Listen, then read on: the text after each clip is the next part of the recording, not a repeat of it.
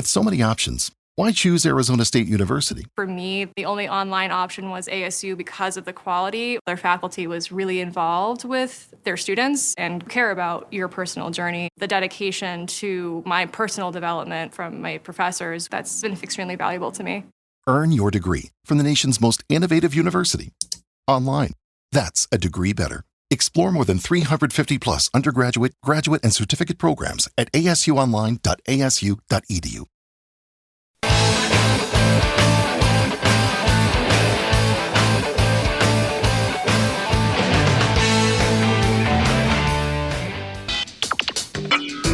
You are about to listen to the Dr. Daliah Show. Sassy, stimulating medical talk radio.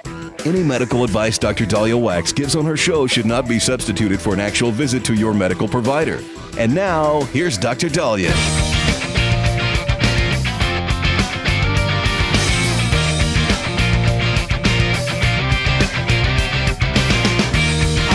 We are back on the Dr. Daliah Show. Thank you all for tuning in. 1-877-Dr. 1-877-DOC-DALI. So as we spoke a little bit about yesterday, Hunter Biden in an interview had basically gone off on an F-bomb rant about how George Clooney took out an ad in the New York Times to get Biden replaced, and he went after James Carville and everybody in this interview. But one thing that had struck a chord, especially with us doctors, is the fact that he said that his father, President Joe Biden, was given Ambien prior to the disastrous debate. That I don't want to call it the disastrous debate because I think much of his performances were disastrous, but the media used that debate to say, well, this is why we need to remove him from the ticket running, even though there was a lot of disasters with his performance over the years, sadly. And so when I heard that he was given Ambien, I was like, whoa, wait, we don't give seniors Ambien. We don't like to give seniors Ambien. There's a lot of side effects with that for sleep. And so that also kind of struck a chord. When we reviewed the medical records that Dr. O'Connor had provided in terms of President Biden's physical and medications, that wasn't listed on there. So who gave him the Ambien?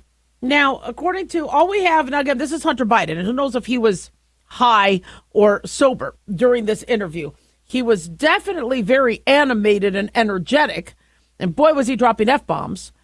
But he says, I tell you what, this is in regards to his father's performance. He says, I know exactly what happened in the debate. He said he flew around the world basically, and the mileage that he could have flown around the world 3 times. This was in an appearance on Channel 5 with Andrew Callaghan. He says he's 81 years old. He's tired as blank, using the S word. They give him Ambien to be able to sleep. He gets up on stage and he looks like he's a deer in the headlights, and it feeds into blank story that everybody wants to tell. So, okay, if somebody is exhausted from flying, they don't necessarily need the Ambien. They'll fall asleep.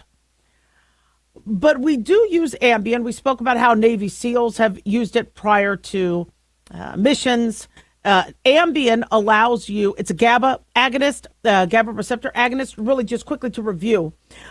We call these hypnotics. There's various ranges of hypnotics, but Ambien is a GABA, it enhances GABA's effect in the brain. It binds to specifically the GABA A, I think the alpha 1 subunit.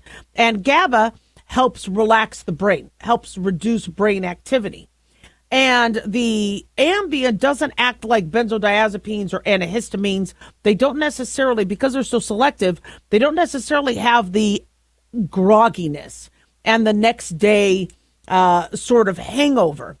And so the fact that the Zolpidem, which is the brand name of Ambien, specifically binds to these GABA A receptors, it also enhances the GABA activity. Therefore, very small amounts of the drug can work, and it's is a very fast acting drug.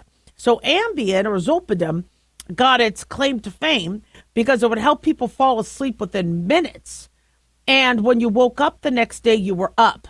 The problem with Ambien is its short half-life and its rapid onset and its manipulation of the GABA receptors opened up a bunch of different side effects in its risk profile, such as people would wake up sleepwalking. You heard of a case where a mom got her kids up out of bed saying, time to go to school, go to school. So the kids are listening to the mom. The mom is sleepwalking. She gets them into a car and starts driving them to school in the middle of the night. Now, I don't think she kills them, but I think she does get into an accident. And there are so many cases of people, getting into their car where we recommend that if anybody does take Ambien, you hide their car keys. You turn off appliances.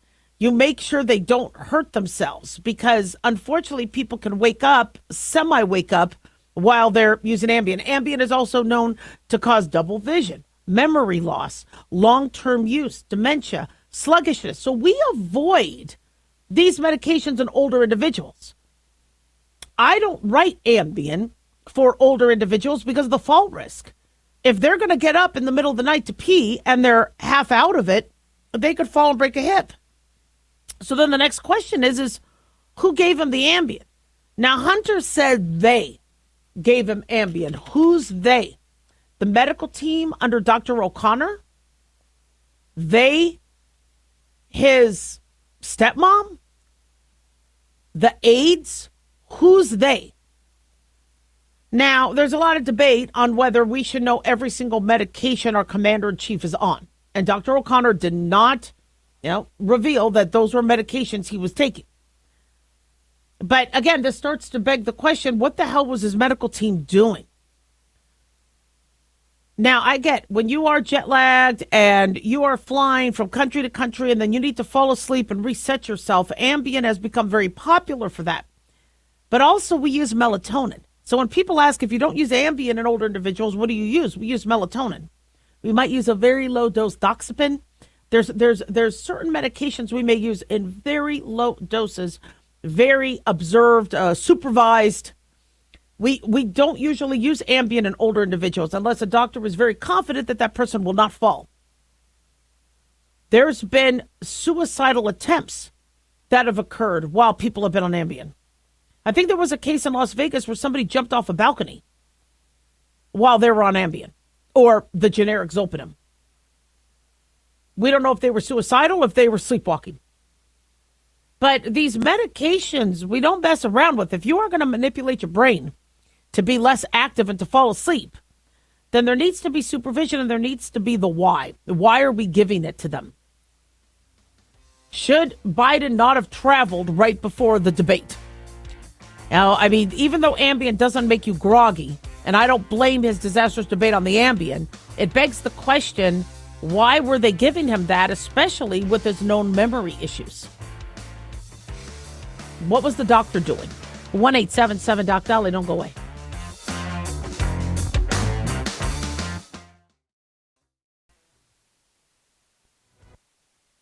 Have you ever thought you'd like to buy and sell houses but didn't know how or where to get the money? My name is Ron LeGrand, and over the past 40 years, I've bought over 3,000 houses without using my money or credit and taught thousands to do the same. Today, even in a virtual environment, we buy nice houses in nice neighborhoods using no banks, realtors, contractors, or other costly entanglements, and build huge cash flow and wealth without the hassle of tenants, all without credit and little or no money. You don't need a license or experience, and I'll show you exactly how it's done. Text FREE to 99799, and I'll send you my free training. I promise you I'll change the way you think about real estate and open the door to a new lifestyle that doesn't involve risk or rehabs and can quickly replace your current income. Text FREE to 99799 and let me show you how to take your life back and build cash flow and wealth from your home. That's FREE to 99799. Again, FREE to 99799. Hi, it's Mark Falter, host of the Financial Fitness Show. I strongly believe that no one should ever pay 1 penny more in taxes than they are legally obligated. Unfortunately, for most hardworking Americans, this just isn't the case. Why? Because most people spend more time planning next weekend's getaway than trying to ensure they're going to pay less in taxes. My financial fitness team has put together some materials that I know are going to help you. It's the Tax Savings Kit. Tax Savings Kit includes 3 things: free tax analysis, top 10 ways to pay less in taxes, and an investor's guide to taxes. Now, how do you get it? Simple. 866-764-2635. Again, 866-764-2635. I'm Mark Falter. This is Financial Fitness, making personal finance profitable.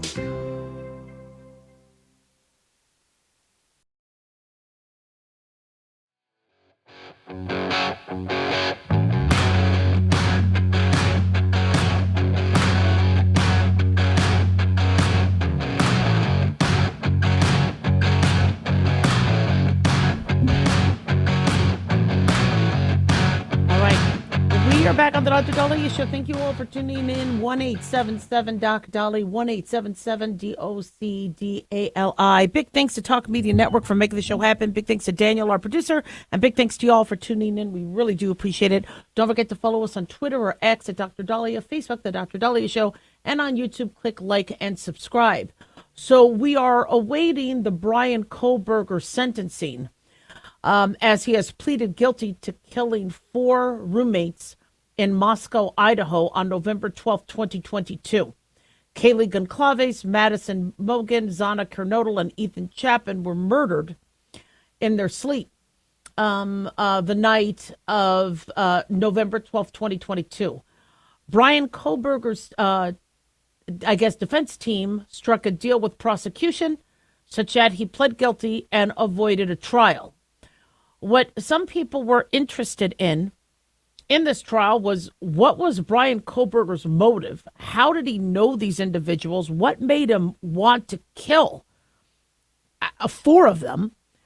And how did he know who they were, enter their house? But another issue that we were kind of hoping that we got some light shed is why so many hours passed for roommates to call 911. It's not the roommates' fault. We understand they were traumatized, but boy, the timeline is a little odd. And if you listen to the 911 call of, I believe it was the roommate, I don't know if it was Dylan Mortensen or the roommate, I think the last name was Funke. I apologize. Let me get the first name of the other roommate, because there were 2 other roommates that I believe hid in the basement while this was happening. And when you listen to the 911 call, you hear them say that, well, she was drinking, maybe she's unconscious, they can't wake her up, as they were reporting one of the victims. So the question that comes to mind is, they didn't see the blood? From what we understand, they were stabbed. So while they're on the phone, and it's very chaotic, and you could see that they're panicking and breathing heavy, and the 911 operator is trying to, while the police are being dispatched, kind of make heads or tails, asking for only one person to talk and give report. You don't hear anybody say there's blood. And so there's a lot of questions as to, you would think if there was a murder scene, while they're trying to wake up somebody unconscious, the sheets would move. There would be something. So we were hoping during the testimony we would get a little bit more clarity on what happened. And we will not. The hours, there were multiple hours that took place before the 911 was called. And the defense was going to bring up a bunch of phone activity between the 2 roommates. I don't know. Bethany Funke, between what happened with Mortensen and Funke, in terms of the chaos that happened, where one called their father, they were on Instagram, they took photos, mom was texting, they tried to reach the other roommates, there was no answer. Mortensen, by 10:23 in the morning, I think they woke up at about 7:30 in the morning. One of the roommates tells the other roommate, are you up? They go back and forth going, the other roommates aren't reaching out. And I've lived with roommates I understand not going into their space. Now, I understand that you have certain areas of the apartment. I never lived in a house. I could never afford to live in a house, but I had an apartment, and I would never go into somebody's bedroom because roommates will have people over that could be naked. So I always kind of, but if somebody didn't answer or there was a concern, I would knock on the door and I would check on them. But that's the medical part of me. And so I guess 911 was called at 11:56 a.m. when this all seemed to, they had woken up, we believe, early in the morning. In fact, there might have been an Instagram access at 4:37 a.m. So I don't know if they came back from, who knows, partying, they took a nap. We don't know. And from what I understand, they were downstairs in a basement. But when you look and you see all the activity, and then they called, so they might have finally checked. And I understand that it could be a couple hours before you go and check on your roommates.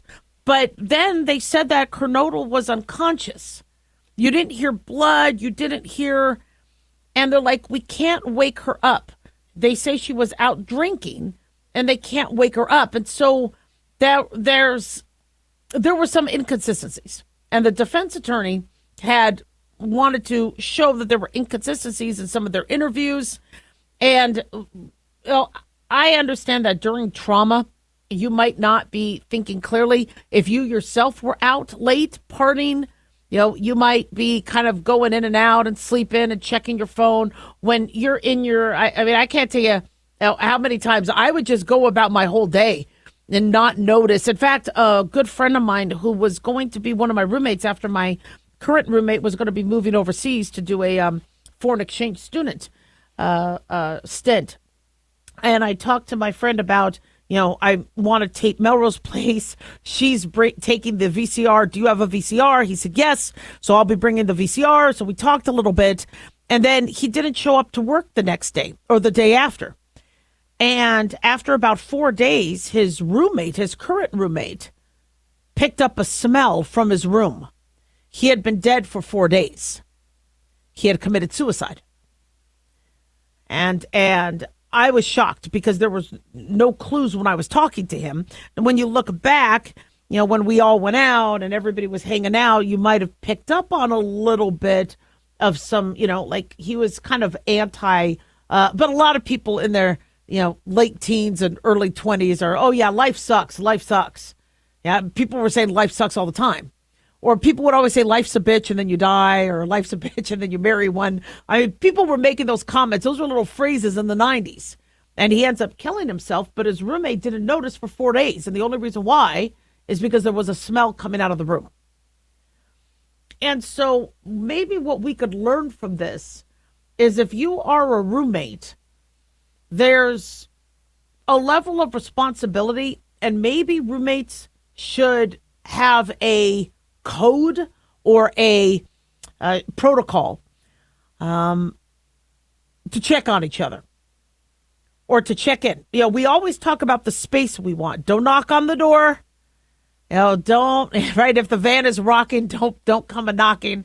If there's a tie on the door, we have rules on when not to disturb a roommate, which many people have figured out they need to set, the first 2 minutes before anybody even talks about how to work the toilet or where the toilet is. They go, this is the space I want. This is the privacy I need. Understood.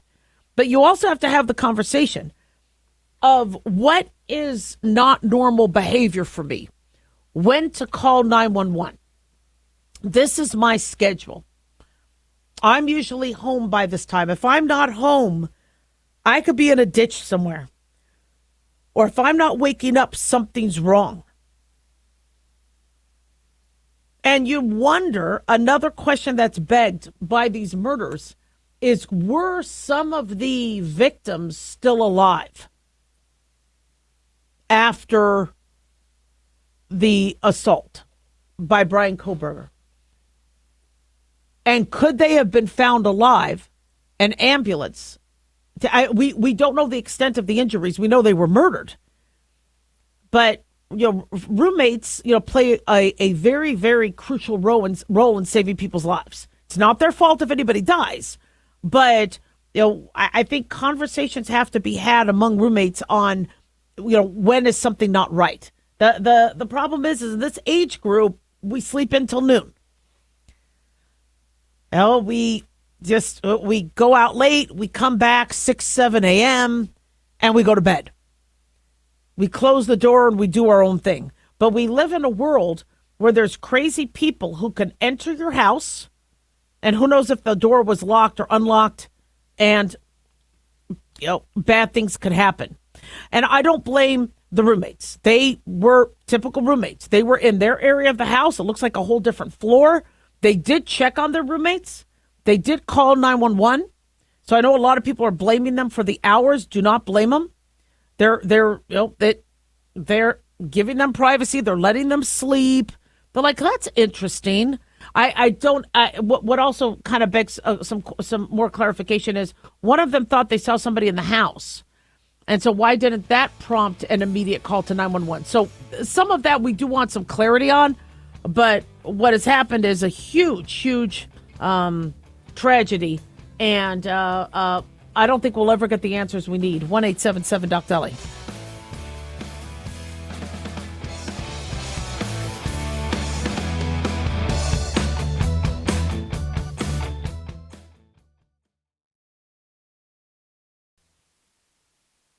Dr. Daliah here. Are you tired, burned out, gaining weight, succumbing to the daily pressures of life? Well, how's your dopamine doing? How you feel right now, how you'll feel an hour from now, and how you'll feel next week is completely reliant on your dopamine. Our daily motivation and willingness to push through challenges depends on the intricate chemical process dopamine provides. Christian Kalikas and I created Deploying Dopamine, a book that tells you what dopamine is, when it dysfunctions, and how to successfully deploy it when needed. Find Deploying Dopamine on Amazon today. Check it out. Carl Amari here to tell you about our newest website for old-time radio lovers. It's 100radioshows.com. At this site, there are 5 old-time radio shows waiting for you to download free as our gift to you, and be sure to browse the additional 700 old-time radio shows available to you for 70% off by using the promo code RADIO at checkout. This is a limited-time offer, so log on to 100radioshows.com. That's 100radioshows.com.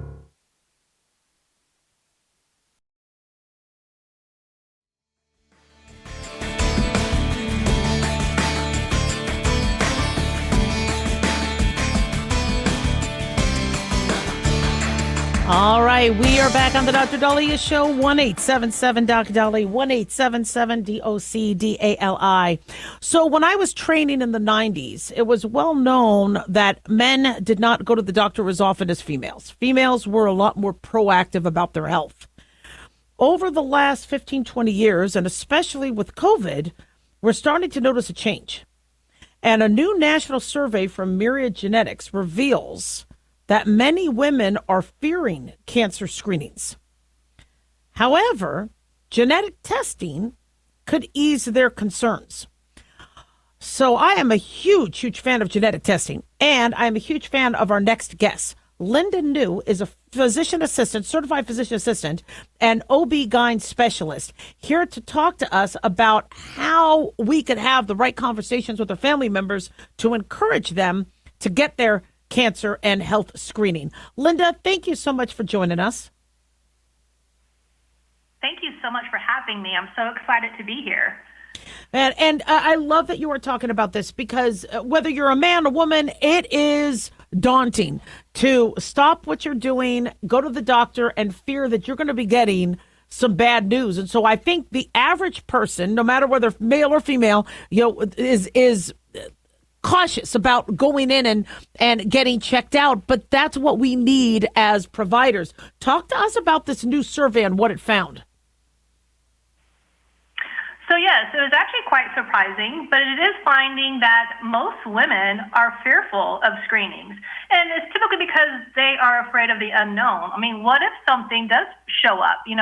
What do I do then? But then, on the other hand, a lot of women responded that they would find genetic screenings, very helpful, which is true.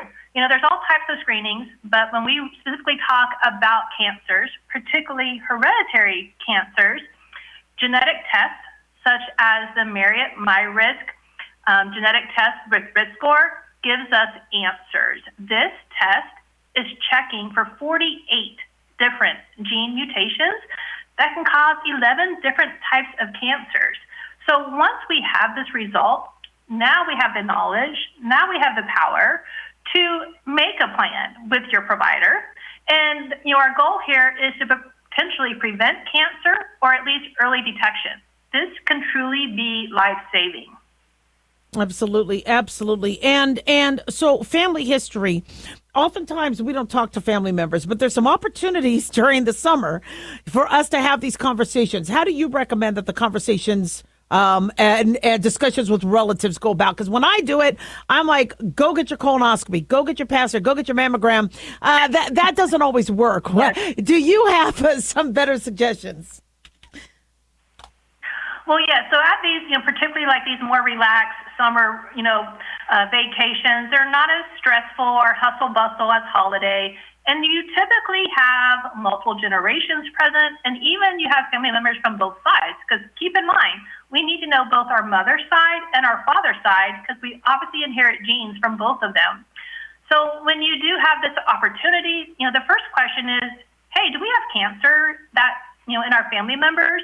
And then if there is cancer, then there's really three major categories that we consider red flags for hereditary cancer. The first one is there a rare cancer in our family? An example of a rare cancer would be male breast cancer or ovarian cancer. The second question, are there multiple relatives on the same side of the family who have the same type of cancer?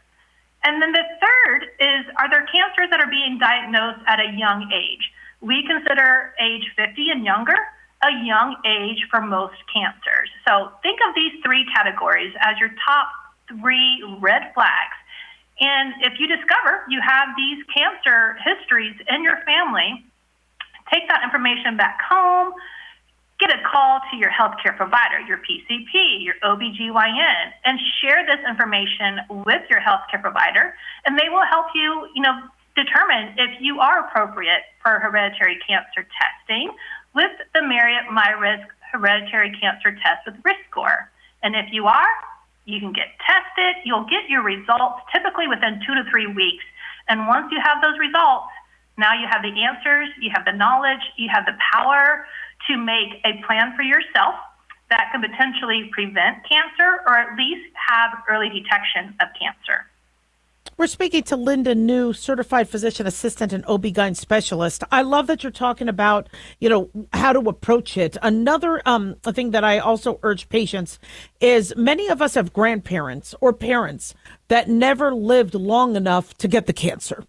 My father died of a heart attack at 62, so I can't tell you if he was going to get colon cancer or something else. And so there are other questions that we might not be, we might have to also expand beyond asking about cancer, but other sorts of symptoms. Did we have a family member that died earlier where we don't know what's in the family? What do you suggest we ask grandparents and parents during these conversations? Well, unfortunately, if these particular members have passed away and we don't know their history, it's going to make it very challenging. So this is why, let's start now. Let's start sharing our family history for the future generations to come. If we can get this information across the board to all of our family members, then we're going to help even our future generation with their particular risk of cancer. So ask the questions, hopefully get some answers, and make this a routine so that family members can know exactly what is your family history of cancer is. Mm-hmm. And so talk about next steps. All right. The family talk to other family members. Some of them might know, some of them may say, oh, they were healthy until the day they died. And so if somebody is concerned about their cancer risk, what's their next steps? So gather as much information as you possibly can. Make an appointment with your healthcare provider, your OBGYN, your PCP. Go over any history that you were able to discover with your healthcare provider. And if you are appropriate for genetic testing, well, then absolutely, don't wait. Do it now. The sooner the better. Get the Marriott MyRisk Hereditary Cancer Test. so you can get answers. And these results are not only beneficial for you, but think about the fact that if you have a particular genetic mutation that increases your risk for certain cancers, that means all of your siblings, all of your children, they have a 50-50 chance of having that exact same mutation. So you're not only, preventing cancer or finding early detection for yourself, but you're sharing this information with your other family members that can be life-saving. So true. Where can my listeners find more information? So there is a great website that I definitely encourage all your listeners to visit. It is getmyrisk.com. On that website, you can find very detailed information about the MyRisk hereditary cancer test with risk score, and the questions to bring up to your healthcare provider so you know whether or not testing is appropriate for you. Excellent. Well, thank you so much, Linda. Can't wait to have you back, and we appreciate all you do. Thank you so much. I appreciate being here. Wonderful. 1-877-DOC-DALI, 1-877-DOC-DALI. So one thing that is a challenge in medicine is when we don't know what runs in the family. With my family, I come from a family where they never talked about their medical issues.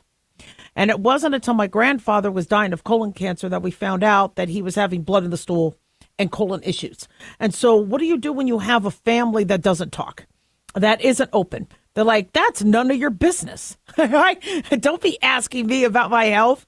So I think genetic testing is the way to go for most of us now as we're moving towards precision medicine and figuring out what we have. What runs in the family is a huge clue to what we could be at risk for. But also, 90% of women with breast cancer don't have it in the family.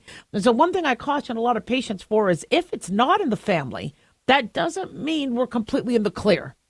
Look at how many people have come up with pancreatic cancer or colon cancer, and there wasn't a genetic link. So definitely get yourself checked out and have these conversations with your medical provider. 1-877-DOC-DALI. Don't go away.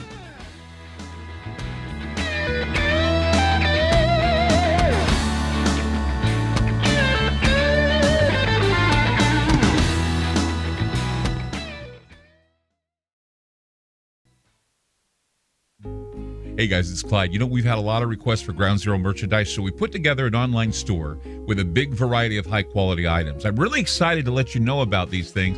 We have a lot to offer you and your loved ones. In addition to our regular apparel, such as t-shirts, beanies, hoodies, and hats, we've expanded our product line with posters, flags, aprons, mugs, and a whole lot more. We also have Ground Zero collectibles along with a limited edition of items like a Clyde Lewis canvas portrait, a Ground Zero embroidered jacket that will certainly make for great gifts and for interesting conversations with family and friends. And we now offer publications such as Ron Patton's book about mind control, MK Zine, and back copies of the official magazine of Ground Zero while it was in print. Paranoia, the Conspiracy Reader, also coming in 2023, are updated and revised books that I've written. There's a secure and easy-to-use shopping cart for your purchases. So shop today at our official store by going to groundzeromerch.com. Again, that's groundzeromerch.com. Hey, America. How tired are you of mainstream corporate media's biased narratives and manipulated news? Their dishonesty and attempts to influence this generation have been exposed, put on display for anyone who's even half paying attention. But the New American magazine has been an honest source of news and commentary for over 50 years. This is your opportunity to receive the stalwart of principled journalism at a deep discount. Picture a beautifully published magazine arriving at your doorstep twice a month, packed with insightful stories written with integrity. It's also available digitally on the New American's mobile app. Get up to speed with intelligent coverage from a freedom perspective. Right now, for a limited time, the New American is available to radio listeners at a 25% discount on a new subscription. Visit thenewamerican.com/radio25 and receive 25% off. Subscribe today at thenewamerican.com/radio25.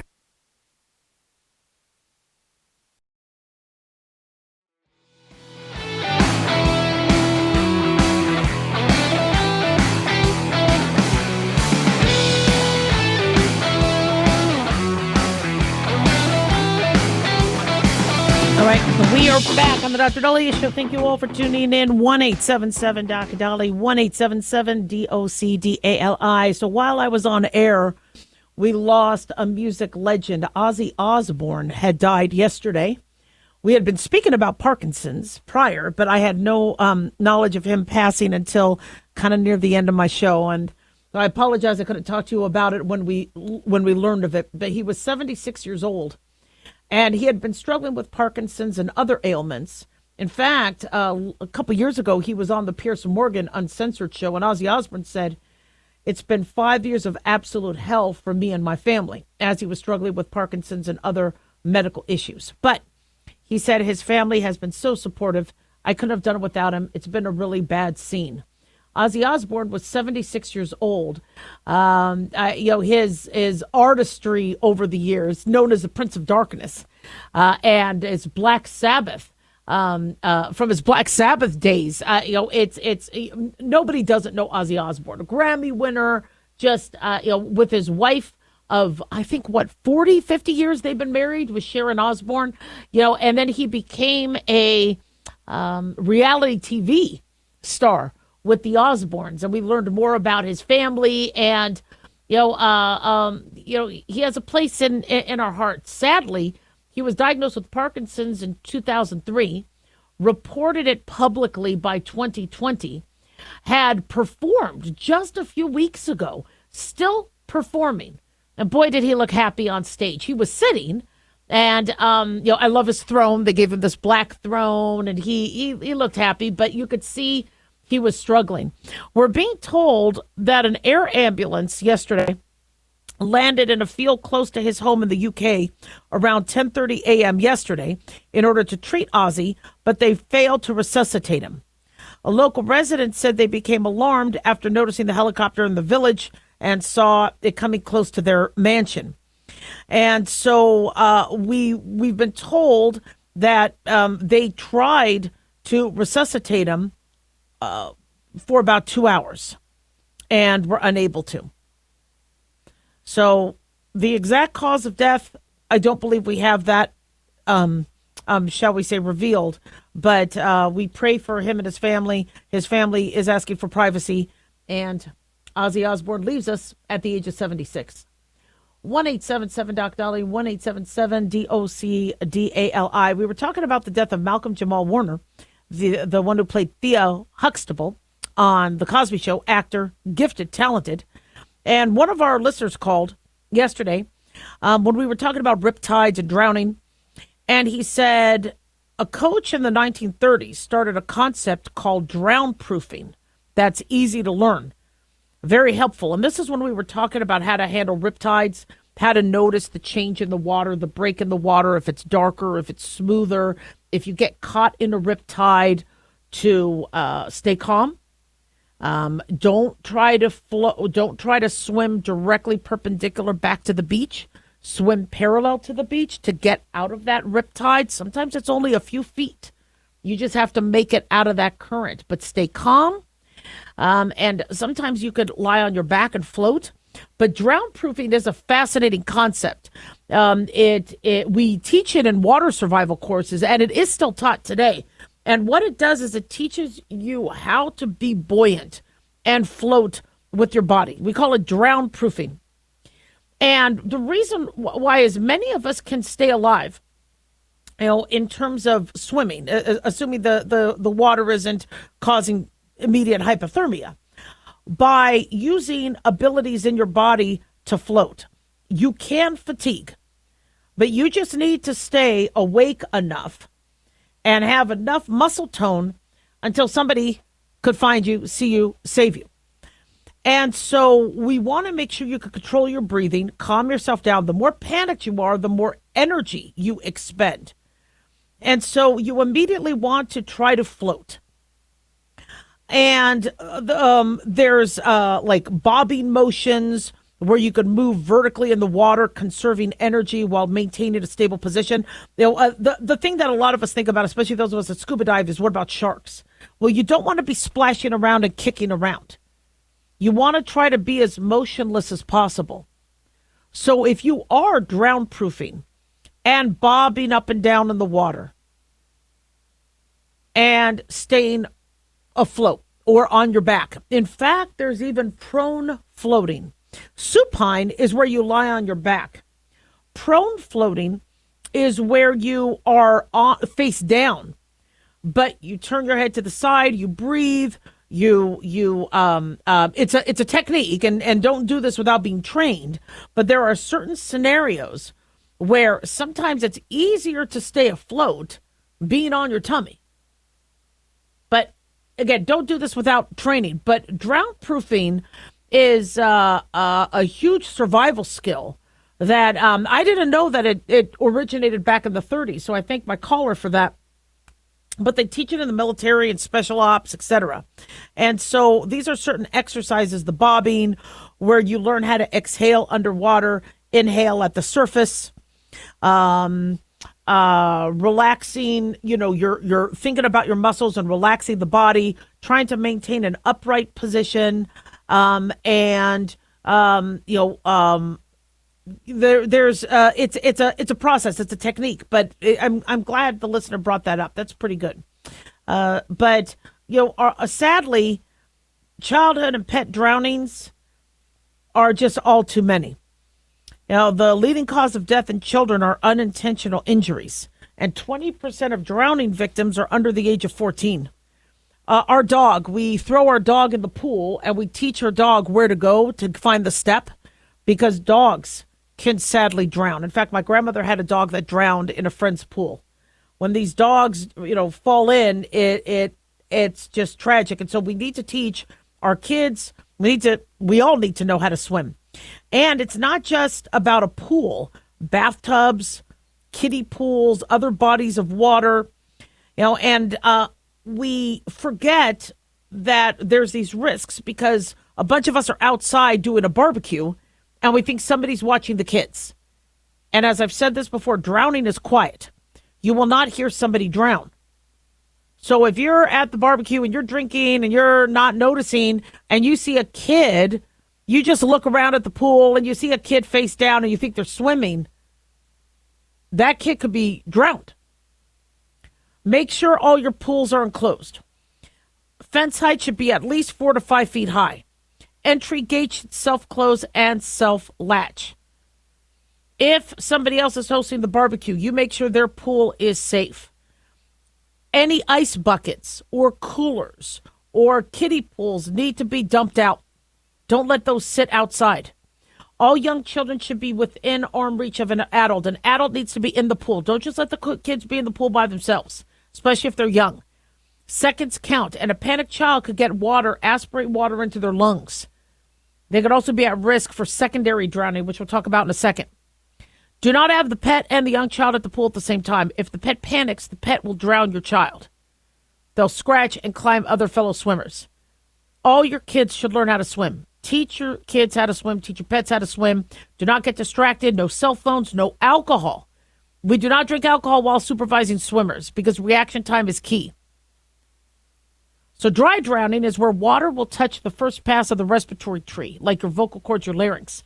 When the water touches this, you might get laryngospasm, or your vocal cords restrict. So dry drowning is where water never hits the lungs, but it causes a laryngospasm. You end up losing oxygen, asphyxiating, and you could die. So we don't want splashing and horseplay, because if the water gets in, somebody can start choking and getting that reaction. Secondary drowning is where somebody's horseplaying gets water in their respiratory tree, leaves the pool, coughs a little bit, but then over the next few hours or days, that causes inflammation, pulmonary edema, and that could actually cause drowning. It's called secondary drowning. Watch your kids. 1-877-DOC-DALIAH. Don't go away.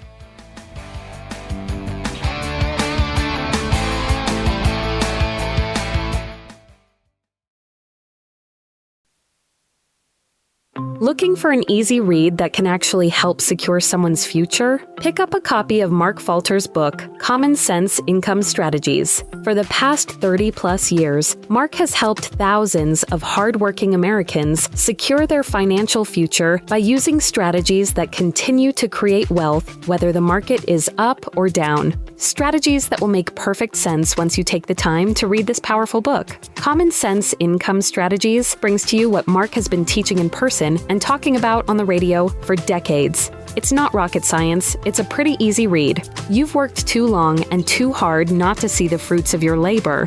Common Sense Income Strategies is available now on Amazon or by calling 866-764-2635. That's 866-764-2635. Common Sense Income Strategies by Financial Fitness Show host Mark Falter. Secure your financial future today.